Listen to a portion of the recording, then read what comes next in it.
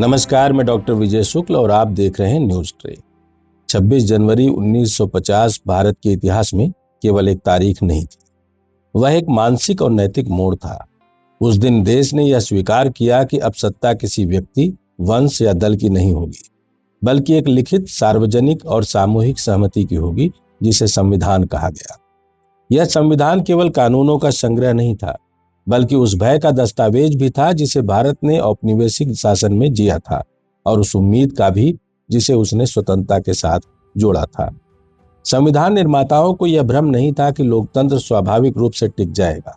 उन्हें पता था कि सत्ता का स्वभाव केंद्रीकरण की ओर झुकता है, इसलिए उन्होंने जानबूझकर संस्थाओं, अधिकारों और संतुलन की जटिल संरचना खड़ी की।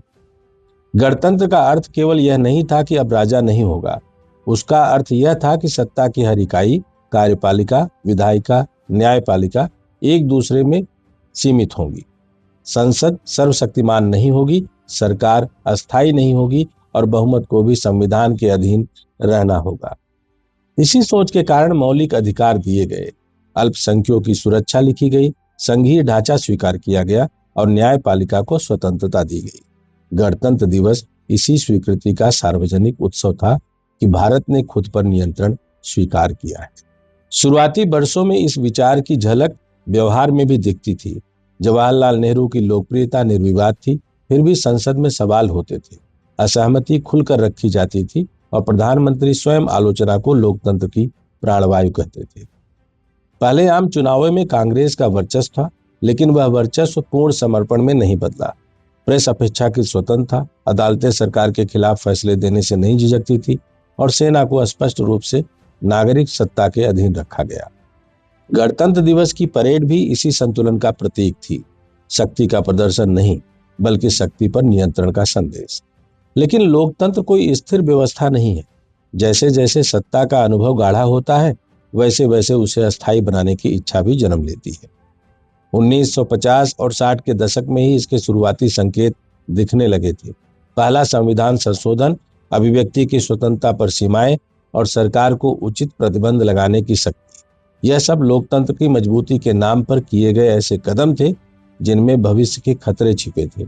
तब भी संस्थागत संतुलन मजबूत था, इसलिए ये खतरे तुरंत घातक नहीं बने। 1967 के बाद भारतीय राजनीति में एक बड़ा बदलाव आया। कांग्रेस का एकाधिकार टूटने लगा, राज्यों में गैर कांग्रेसी सरकारें बनी और पहली बार केंद्र की सत्ता को चुनौती मिली। यह लोकतंत्र के लिए एक स्वाभाविक और स्वस्थ प्रक्रिया थी, लेकिन सत्ता ने इसे ऐसे नहीं देखा। यहीं से यह साफ होने लगा कि लोकतंत्र केवल संविधान से नहीं चलता, राजनीतिक संस्कारों से चलता है। जब सत्ता विपक्ष को वैध, प्रतिस्पर्धी के बजाय बाधा मानने लगती है, तब लोकतंत्र का क्षरण शुरू हो जाता है।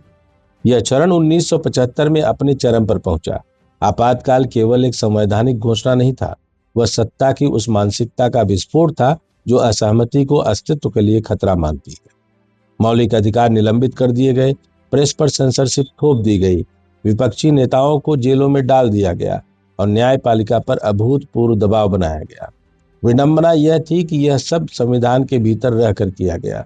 गणतंत्र दिवस उस दौर में भी बनाया गया, लेकिन वह गणतंत्र का उत्सव नहीं, बल्कि उसके कैद होने का औपचारिक प्रदर्शन था। आपातकाल ने यह सिखाया कि लोकतंत्र केवल चुनावों से नहीं बचता। सत्ता चाहे तो संवैधानिक औजारों का इस्तेमाल कर लोकतंत्र को पंगु बना सकती है। लेकिन 1977 में जनता ने सत्ता को हराकर यह भी दिखाया कि लोकतंत्र की अंतिम रक्षा जनता के हाथों में है।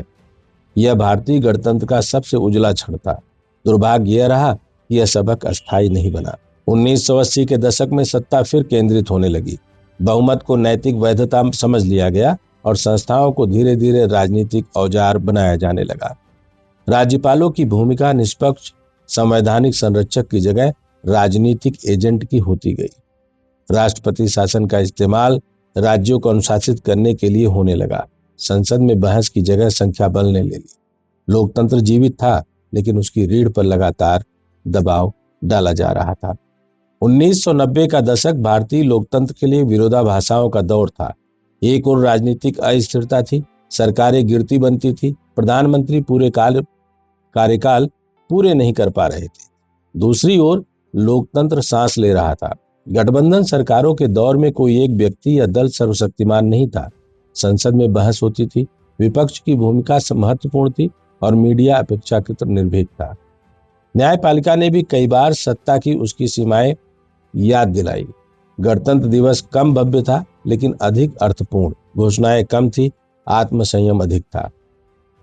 किसी दौर में यह भी स्पष्ट हुआ कि लोकतंत्र केवल स्थिरता से नहीं, संतुलन से मजबूत होता है। सत्ता का बिखराव अव्यवस्था नहीं बल्कि नियंत्रण का एक रूप हो सकता है। लेकिन यह समझ लंबे समय तक नहीं टिकी। 2000 के बाद भारत ने तेज आर्थिक विकास, वैश्वीकरण और तकनीकी परिवर्तन का दौर देखा। इसके साथ ही लोकतंत्र की भाषा में भी बदलाव आया। विकास को राष्ट्रवाद से जोड़ा जाने लगा और राष्ट्रवाद को सत्ता की वैधता का मुख्य आधार बनाया गया।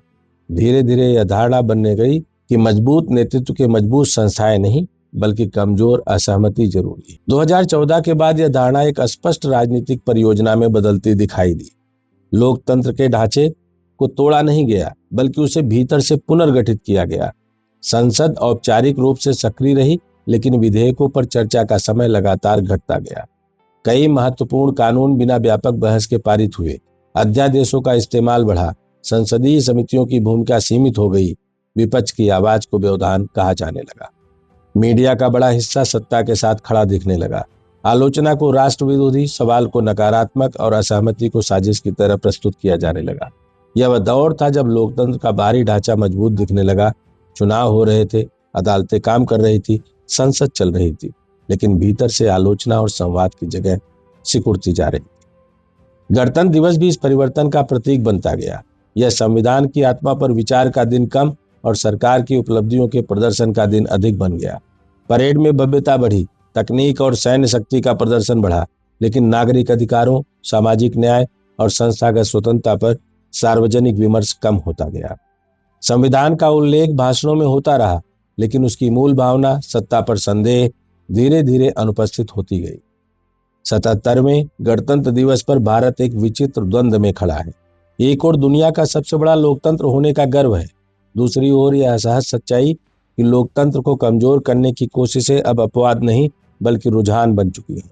घोषणाएं होती हैं, विकसित भारत, आत्मनिर्भरता, डिजिटल क्रांति, लेकिन यह प्रश्न बार बार अनुत्तरित रह जाता है कि क्या इन लक्ष्यों के समानांतर संस्थाओं को भी उतना ही मजबूत किया जा रहा है।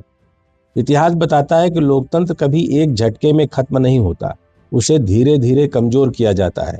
पहले बहस को शोर कहा जाता है, फिर असहमति को बाधा, फिर आलोचना को षड्यंत्र, अंततः नागरिक को दर्शक बना दिया जाता है। गणतंत्र दिवस का अर्थ तब खो जाता है जब नागरिक केवल तालियां बजाने वाला दर्शक रह जाए और सवाल पूछना नैतिक अपराध जैसा बना दिया जाए। गणतंत्र की गरिमा झंडा फहराने या परेड देखने में नहीं बल्कि यह स्वीकार करने में है कि सत्ता गलत हो सकती है। 77 वर्षों की यात्रा यही सिखाती है कि संविधान स्वयं को नहीं बचा सकता, उसे नागरिकों, पत्रकारों, न्यायाधीशों, सांसदों और सामान्य मतदाताओं को मिलकर बचाना पड़ता है। हर वह दौर जब सत्ता ने लोकतंत्र को कमजोर करने की कोशिश की, अंततः जनता ने ही उसे रोका। सवाल यह है कि क्या आज की जनता उस भूमिका के लिए तैयार है या वह केवल उत्सव में मग्न रहना जानती है। 77वां गणतंत्र दिवस इसलिए महत्वपूर्ण नहीं है कि कितनी झांकियां निकलेंगी या कितनी घोषणाएं हुई। यह इसलिए महत्वपूर्ण है क्योंकि यह हमें आईना दिखाता है, यह पूछता है कि क्या हम अब भी उस गणतंत्र में जी रहे हैं जिसकी कल्पना संविधान निर्माताओं ने की थी, या हम केवल उसके प्रतीकों से संतोष कर रहे हैं। गणतंत्र दिवस का सबसे बड़ा सम्मान यही होगा कि इसे केवल उत्सव न रहने दिया जाए बल्कि इसे प्रश्न का दिन बनाया जाए, क्योंकि जिस दिन सवाल पूछना बंद हो जाएगा उसी दिन गणतंत्र केवल कैलेंडर की एक तारीख बनकर रह जाएगा। अगर आपको लगता है कि 77वां गणतंत्र दिवस वैसा ही है जैसे होना चाहिए तो अपनी राय रखिए, और अगर लगता है कि ऐसा है नहीं तो भी राय रखिए। जय हिंद, जय भारत, वंदे मातरम।